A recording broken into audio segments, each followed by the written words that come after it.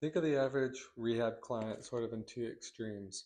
On one end, there's a person that saw they had disc herniation on an MRI. Now they're afraid to move.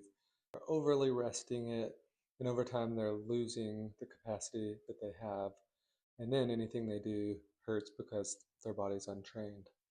The second type is sort of the David Goggins type that thinks exercise is healthy, so more is better. And that's kind of your average fitness influencer that teaching other people how to exercise, and most of them are kind of broken down. So I tried to come up with a model that sort of simplifies this. And what I came up with is this capacity model. So when you're starting to have pain, there's a mismatch between what you're demanding of your body and your body's actual real capacity to handle that. So kind of just think of that as a bucket of water. So if you run a marathon, maybe that requires a gallon of water, but maybe you only have half a gallon's worth of capacity. You don't get to run a marathon. And the more you push it, the more it's just going to keep breaking down. Of course, you can increase your capacity to a certain extent to be able to tolerate those loads, but there's only a certain rate that you can do that. And a lot of times that load's pretty hard to objectively measure because there's so many variables that go into it. So that's kind of the common sense piece of of the model.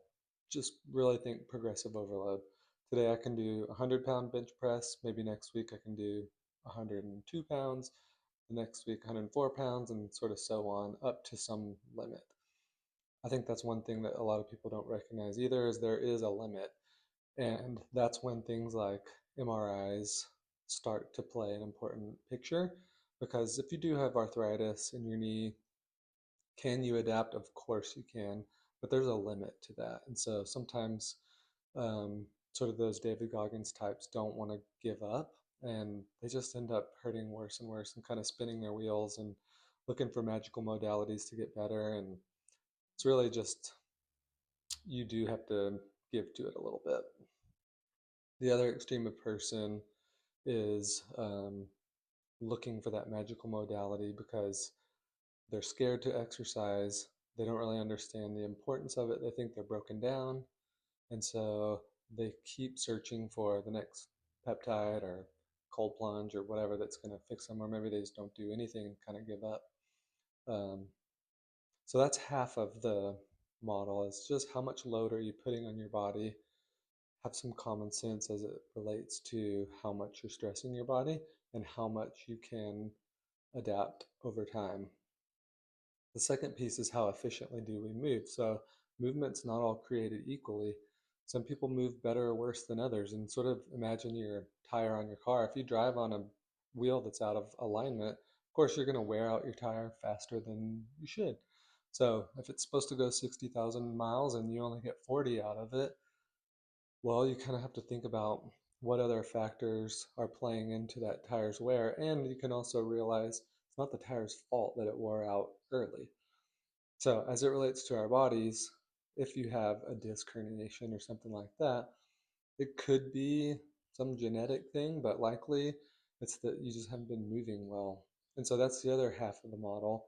How well can we make you move given all the constraints that we have? And the least efficiently you move, you fill up that bucket a lot more.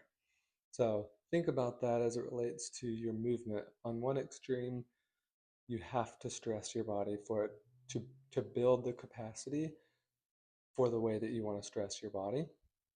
And then you also have to kind of understand that sometimes we have certain limits to the amount we can actually adapt. Um, and then the other side is how well are we moving? And if we're not moving well, it's not that surprising that we would put more stress on our bodies, and then it would be giving us that feedback. So think about that.